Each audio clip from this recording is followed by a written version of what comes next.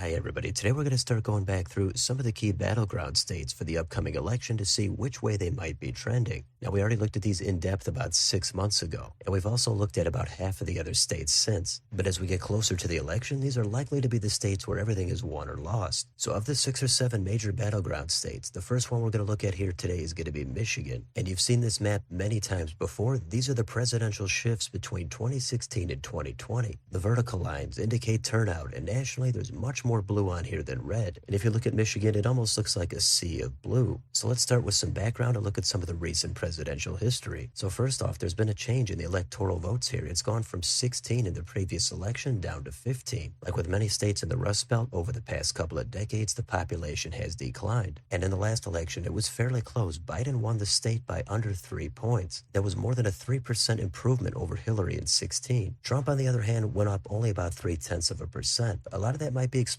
with the reduction in third-party vote. With less of it in 2020, Biden was the bigger beneficiary. So in 16, Trump barely won the state. He cracked the blue wall. And prior to that, in the Obama years, the state was not really competitive at all. Obama winning it between a 10 and a 17-point margin. Before that, in the early 2000s, the state actually was close to competitive, but the Democrats still coming out on top. Before 16, you'd have to go all the way back to 1988 to see the last time the state went red. And actually before that, the Republicans won several in a row. So the state has had some interesting political history. Further back, it was redder. More recently, it's been bluer. And now it's cemented itself as one of the key swing states. So let's look more at 2020. And again, we've got Biden winning the state with about 50.5%. Trump was under 48. There's less third-party vote this time. Joe Jorgensen had the most with just over 1%. Now, if you go down to the county map, you can spend a moment here to familiarize yourself with some of the major cities. They've got Grand Rapids, Flint, Ann Arbor, and of course Detroit on here. Now below, we've got all the counties, and if we sort by the total number of votes cast, we can see the most populous is Wayne County, which has Detroit. It's a very blue county. Biden won it by 38. Biden also won the suburban county of Oakland by 14. And the other suburban county, the most populous that Trump was able to win is Macomb, and he got that by 8. The next group of medium-sized counties were mostly won by Biden. But then once you go down to the sparsely populated counties, nearly all of those were won by Trump, many of them by 20, 30, 40 or more point margins. So once you add all that up, Biden won the state by 2.8. Now, if you want to look at some of the shifts and trends in these counties, we can get on Ballotpedia. This time, the shading does not indicate the margins. This is just how often the county voted for the Democrat or the Republican in the past 3 presidential elections. So if we go where all the population is, even though it's declined, let's start in Wayne County. There you can see back in 2012, Obama was hitting 73%. Romney was only at 26. Then in 16, Hillary did 6.5 points worse than Obama, while Trump actually improved on Romney by about 3. Then in 2020, with less third-party vote, Biden went up 2 points while Trump only went up 1. Then it's always going to be key to take a look at some of the suburban counties. So if we go northwest to Oakland, we can see both Hillary and Trump did worse than Obama and Romney in 12. But then in 20, Biden went up 5 points while Trump actually went down 1. So with a lot of population there, that could be an area of concern for Trump. To the east in Macomb County, this is one that actually supported Obama in 12 but flipped and voted for Trump by about 11.5 points. Then in 16, Trump was stagnant while Biden went up over 3 points. Now while we're in this part of the state, to the west of Wayne County, we have Washtenaw, and that has Ann Arbor. It's more highly educated and higher income. That one already had a huge margin for the Democrat in 12 and 16. Then in 20, Biden went up almost 5 points and Trump sank less than 1. Now obviously we cannot look at every single county, but there's 2 light blue counties in this state, and those are the 2 that voted for the Republican in 12 and 16, but then flipped and voted for Biden in 20. So Kent County has the city of Grand Rapids. That voted for Romney by almost 7. Then in 16, Trump won it by a narrow 3. Finally, in the last election, Biden flipped it, and he won it by 6 points. So that's a lot of movement there just between 3 elections. The one potential swing county here is going to be Saginaw. That easily went for Obama in 12. Then in 16, Trump flipped it by over 1. Then in 20, Biden won it by under a half a point. There's also still a lot of red vote in this state. If you take a look at some of these lower population counties, the ones that are light red voted for Obama in 12, but then voted for Trump both times. The darker red counties have been Republican in the last 3 elections, and that's where Trump starts to really run up his totals. He easily gets into the 60s, occasionally getting into the 70s in some of these counties. So let's move on to the next map, and this will show you a detailed precinct level view of the vote in 2020. Now, some of the data is missing on here, but for the most part, you can see there's a lot of lighter red in this state with the blue cities scattered in between. On this map, you've got Grand Rapids, Kalamazoo, Lansing, Saginaw, Flint, Ann Arbor, Detroit, and in the Upper Peninsula at the top, you've got Marquette. Now, if we zoom in a little bit here and then click right here, this will show you the shifts between 16 and 20. Now, if you do that, everything changes. Suddenly you see a little bit of red, but there's a lot more blue on this map. So what that says is even some of these deep red rural counties, some of them got redder, but some of them actually went toward the left and got a little bit bluer. But the more notable shifts are in these blue cities we just mentioned. If we go outside Detroit, you can see there's a little bit of red, especially up around Flint, but there's just a lot more blue on here. If you hover over all these, you can see they shifted toward Biden by anywhere from mid-single digits to sometimes over 10 points. So again, the suburbs, at least in the last election, there was enough movement there toward Biden to give him the state. Now the next map has the red and the blue arrows. These are the presidential shifts between 16 and 20. The bigger the arrow, the bigger the shift. And you can see there's actually kind of a mix here. More of the counties did shift toward the left, but there's a good chunk of counties, mostly mid-state, that shifted toward Trump. Of course, the problem for Trump is there's just way less people in most of those counties. Now we could also click on any one of these counties to get a more detailed breakdown. So one county we haven't taken a look at yet that's a little bit more north with some meaningful population is going to be Grand Traverse County. So you can see here between 16 and 20, both Biden and Trump gained raw votes. But Biden gained more than twice the amount. He was over 7,700 while Trump was under 3,100. But also take note of the sharp reduction in third-party vote. It went down 2/3, a raw 4.5% reduction down to just 1.7. And throughout all those shifts, Biden went up 7 while Trump went down 2.5. So that is a pretty meaningful shift toward Biden. Now you could do the same thing for any of the other counties you'd like, but another thing that might affect the trends here are the specific demographic shifts. So here's the exit polling from 2020 specific to Michigan. So you can see Trump won men by 12 points, but Biden won women by 17. So that's a pretty big gap. And with the age breakdown, Biden won voters 18 to 44. Trump was able to capture 45 to 64-year-olds. However, Biden was able to win age 65 plus by 3 points. Now this is a Rust Belt state that's known to have a sizable white working class population. So if you look at the breakdown here with white non-college educated voters, you can see they make up 54% of the electorate, and they did break for Trump by 17, 58 to 41. On this, white college broke for Biden by 6, and then they have black non-college that voted for Biden 93 to 5. So Trump did not do as well in the state with white non-college educated voters as he did nationally. If he's going to win the state, he's got to win that group by at least a 20-point, if not close to a 2-to-1 margin. And black voters in this state are also important. If those voters go toward the right by 2 or 3 points, that could also have an impact on the state. There's a lot of other demographic groups to consider, such as union voters or Arab American voters. But aside from the specific demographics, the turnout overall could be another factor. This map shows you the turnout in the past 3 federal elections. In the 2018 midterms, the turnout here was 56.5. In 2020, with an increase in mail-in ballots, it spiked to over 73. Then the top number is the 2022 midterms. Then it sank back down to under 59. So I would expect it to be somewhere between 2018 and 2020. But of course, it's also going to depend on voter enthusiasm for different subgroups across the state. So outside of president, Republicans have won some offices statewide in the past 2 decades. However, in the recent midterms, Democrats had a ton of success. The closest statewide election here was for Attorney General. The Democrat won that race by high single digits. Now, statewide races in the previous election don't necessarily determine what's going to happen for president. In 2010, Rick Snyder was elected governor. Then, of course, Obama won re-election 2 years later in 2012. But it does look like the presidential race should be much more narrow than these recent statewide midterm races. And the last thing we're going to do is get back on Wikipedia and take a look at how accurate the polling was back in 2020. So again, we've got Biden winning the state by 2.8. Now, the aggregate polling had Biden ahead anywhere from 4 to 8 points. So if you split that down the middle, it's about 6 and a 3-point overestimation of Biden's support. It's not as bad as it was here in 2016, but in a close race, a 3-point polling error could be the entire race. The individual polls did have Biden leading all of them except for Trafalgar. So with all that said, which way will Michigan trend? Well, given all the craziness we've seen in this presidential election thus far, it seems like predictions keep changing week to week. And now with it being Harris instead of Biden going up against Trump, it's not entirely clear what's going to happen. There could be more enthusiasm for her from black voters. However, she could also lose support from working class white voters. Trump's kind of making an all-out push for blue-collar voters, especially white voters that may have been a little bit less enthusiastic to come out for him during COVID in the 2020 election. But that brand also might be considered a little bit toxic in the suburbs. As we saw, a lot of those places did shift left. However, the general mood toward the party in power, which is the Democrats, has been pretty negative. Inflation, immigration, those have been issues that have favored Trump for a long time now. Even if it gets back close to even, I think a lot of voters are just so frustrated with how expensive the cost of living has gotten over the past 3+ years. So most of the issues, but not all of them, do favor Trump. Harris is going to have abortion on her side. That's going to help her out in some of the higher educated areas, probably with suburban women. So it's really tough to predict. It could shift toward the right, but not enough to flip. It could shift a little bit left, or it could shift several points to the right, and Trump could win it by 2 or 3. There's a lot of things to consider here. As I said, the union vote, also the Arab American vote that might not want to come out as enthusiastic for the Democrats. Are they going to vote third party? Are they going to come around to Harris? And how much vote would the third party candidates get? It's really tough to say, but it should be exciting either way. So that's another look at the state of Michigan for the upcoming election. So let me know in the comments, what do you think about Michigan? Do you think it's going to get a little bit redder? Do you think it's going to get a lot redder? Do you think it's going to go farther to the left? Which counties, which cities, which demographics do you think are going to have the biggest movement?